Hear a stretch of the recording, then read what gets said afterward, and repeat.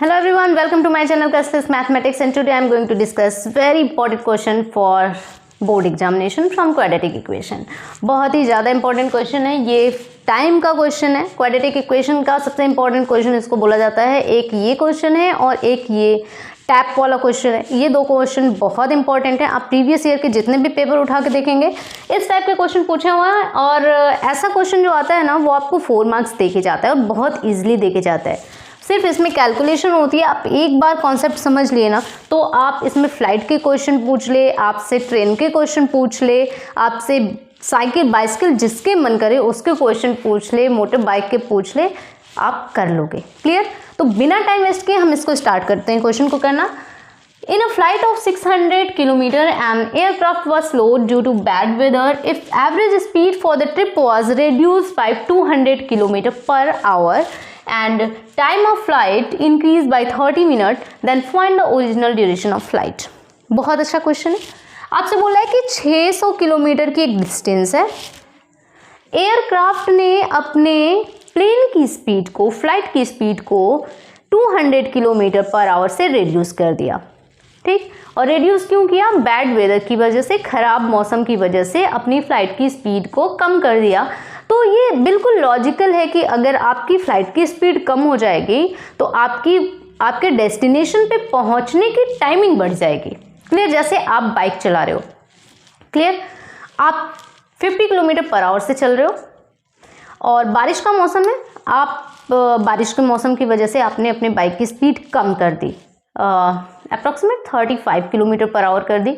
अब जो bike 50 kilometre per our से चल रही थी वो जल्दी से कवर कर लेती उस डिस्टेंस को, लेकिन जैसे ही आपने अपनी बाइक की स्पीड को 35 किलोमीटर पर आवर किया तो क्या हो गया?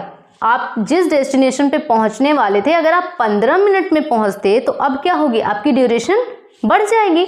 तो सेम वही चीज़ पूछ रहा है कि जब 200 किलोमीटर पर आवर से एयरक्राफ्ट ने अपनी फ्लाइट की स्पीड को कम किया तो ड्यूरेशन बढ़ गई और कितनी बढ़ी? 30 मिनट्स बढ़ गई। और आपसे पूछ रहा है कि उसकी ओरिजिनल टाइमिंग क्या होती अगर वो अपने ओरिजिनल स्पीड से चला होता। क्लियर? तो चलिए इसको स्टार्ट करते हैं। इसमें आपको सबसे पहले क्या करना होगा? Let the original speed of flight be x kilometre per hour. आपका एजम्पशन क्या रहेगा? हम एज्यूम ये कर लेते हैं कि फ्लाइट की ओरिजिनल स्पीड क्या रही होगी? x किलोमीटर पर आवर रही होगी। ठीक है, x किलोमीटर पर आवर ही होगी। तो रेड्यूस करने के बाद स्पीड कितनी हो गई होगी? देखिए 200 किलोमीटर से रेड्यूस कर रहा है तो x minus 200 kilometre per hour हो जाएगी। तो अब यहाँ पे हम चलते हैं according to question. According to question देखिए, जब आपकी स्पीड कम हुई तो टाइमिंग बढ़ गई। यहाँ पे हम एक सिंपल सा कॉन्सेप्ट लगाएंगे। We know that speed is equal to distance upon time. If speed is equal to distance upon time then time is equal to distance upon speed. ठीक, हमसे पूछ रहा है यहाँ पे टाइम, तो हम टाइम का फॉर्मूला अप्लाई करें, डिस्टेंस अपॉन स्पीड। देखिए डिस्टेंस तो हमें पता है कि 600 है। अब हमें जिससे टाइम ज़्यादा मिलेगा उसको हम पहले रखेंगे और जिससे टाइम कम मिलेगा उसको बाद में। जब स्पीड कम होगी तो टाइम ज़्यादा लगेगा। इट मीन्स पहले अगर स्पीड x रहती तो ये 30 मिनट नहीं आता। इसी x में से तो 200 कम हुआ है, x किलोमीटर थी 200 किलोमीटर रिड्यूस कर दिए तो ये बना। ठीक, और दूसरा ये हमारी एक्चुअल स्पीड रहती। अगर एक्चुअल जाता तो इससे जाता, लेकिन गया किससे? इस स्पीड से गया। तो दोनों के बीच का डिफरेंस हमें क्या देखने को मिला? 30 मिनट्स का डिफरेंस मिला। ये स्पीड चल रही है हमारी किलोमीटर पर आवर में, ये टाइमिंग किस में चल रहा है? मिनट में चल रहा है। तो इस मिनट को हमें किस में चेंज करना होगा? चलिए हम नेक्स्ट स्टेप में कर देते हैं ताकि आपको कन्फ्यूज़न ना हो। ये क्या हो जाएगा? 600 divide by x minus 200 minus, यहाँ पे हम क्या कर दें? 600 कॉमन ले लें। एक स्टेप जो होगा ना आपका कम हो जाएगा। यहाँ पे हम 600 को कॉमन ले लेते हैं तो ये बन जाएगा 1 अपॉन x माइनस 200। यहाँ से 600 निकल चुका है तो यहाँ पे बनेगा 1 अपॉन x। और इसको हम किस में चेंज कर दें? आवर में चेंज करने के लिए हमें क्या करना पड़ेगा? 60 से divide. Clear? Okay, 600 1/x minus 200 minus 1/x, और इसको जब आप सिंप्लीफाई करोगे तो कितना आ जाएगा 1/2।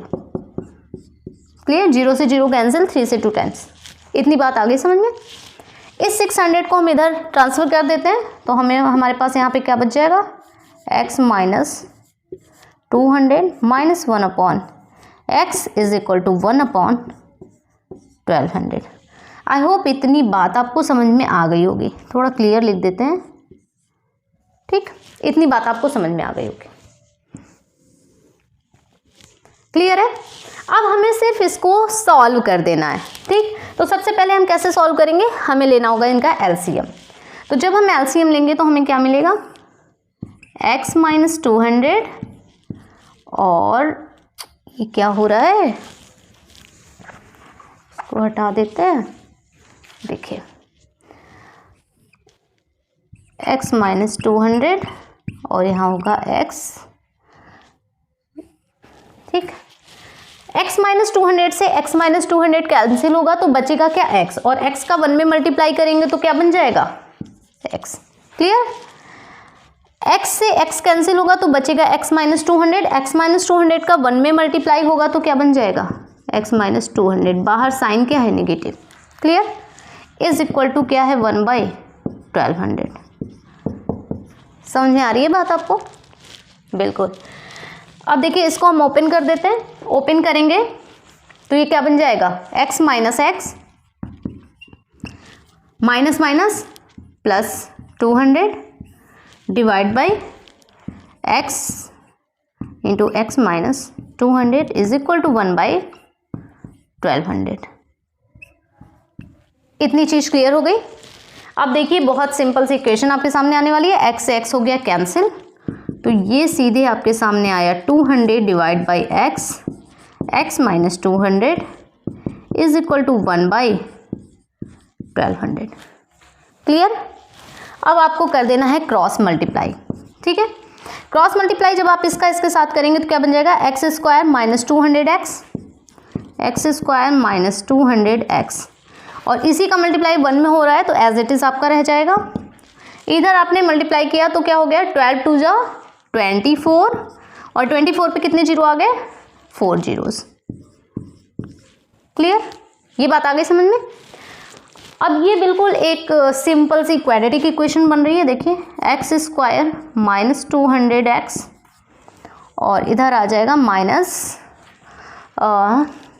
2,40,000। Clear? Is equal to 0।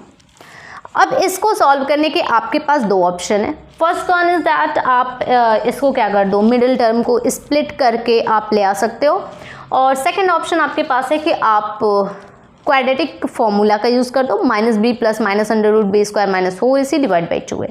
Okay, तो हम देख लेते हैं यहाँ पे कौन सा ज़्यादा सुटेबल है। किस में कर सकते हो आप, दोनों में करोगे सुटेबल रहेगा। मुझे तो दिख रहा है कि ये 6 4 24 होता है। अभी हमने किया ऊपर 6 4 24, और 6 में से 4 जाता है तो 2 बचता है। इट मीन्स 600 माइनस 400 हम करेंगे तो हमें 200 मिल जाएगा, और दोनों का मल्टीप्लाई करेंगे तो 2,40,000 भी मिल जाएगा। तो हम इसको यहाँ पे डायरेक्ट फैक्टराइज कर रहे हैं। आप कर लेना क्वाड्रेटिक इक्वेशन वाला फॉर्मूला जो हमारे पास है, क्वाड्रेटिक फॉर्मूला उससे करना। ओके, तो ये हो जाएगा x square minus 400x, sorry 400x नहीं 600x plus 400x minus 2,40,000। Clear? Is equal to 0। अब देखिए मैंने माइनस क्यों रखा 600 को, क्योंकि 600 बड़ी वैल्यू है, 400 छोटी वैल्यू है, और बड़े में से छोटे को माइनस करेंगे तो साइन हमेशा बड़े वाले का लगता है, और यहाँ पे हमें चाहिए क्या था, माइनस चाहिए था, इसलिए मैंने क्या कर दिया, 600 को माइनस रख दिया। अब बस आपके पास आ चुकी है वैल्यू, ऑलमोस्ट आप पहुँच चुके हैं। यहाँ से निकालेंगे कॉमन तो ये बचेगा x माइनस 600। ओके, यहाँ से आप निकालोगे 400 कॉमन तो यहाँ पे बचेगा x, और यहाँ पे बचेगा 600। दो ब्रैकेट में आगे वैल्यू आपकी x माइनस 600, और सेकेंड ब्रैकेट में आपके पास मिल चुका है x plus 400 is equal to 0। आपके पास दो वैल्यू आ गई, x is equal to 600 and x is equal to -400। अब इन दो में से एक वैल्यू को आप करोगे सिलेक्ट और एक को हम कर देंगे नेग्लेक्ट। ऐसा क्यों कर रहे हैं? क्योंकि हमने स्पीड को एज्यूम किया था, स्पीड ऑफ फ्लाइट, और स्पीड कभी भी किसी चीज़ की निगेटिव नहीं हो सकती। इट मीन्स -400 को कर दिया जाएगा नेग्लेक्ट और हमारे पास फ्लाइट की स्पीड आ चुकी है। Then flight of speed, the speed of the flight is 600 kilometre per hour. Clear? Speed of flight is equal to कितना आ चुकी है? 600 किलोमीटर पर आवर। क्लियर? लेकिन हमें स्पीड तो निकालना नहीं था, हमें क्या निकालना था? टाइम निकालना था। और टाइम का फॉर्मूला हमने ऊपर आपको दिखाया, time is equal to distance upon speed. तो डिस्टेंस, एक्चुअल डिस्टेंस थी कितनी हमारे पास? 600 किलोमीटर। क्वेश्चन में दिया हुआ था 600 किलोमीटर। क्लियर? और स्पीड, अभी हमने एक्चुअल स्पीड निकाली फ्लाइट की, वो कितनी आई? 600 किलोमीटर पर आवर। कैंसिल हो जाएगा तो टाइम इज इक्वल टू कितना आ गया? 1 आवर। देखिए ये जो टाइम आया, कौन सा टाइम आया? एक्चुअल टाइम आ गया।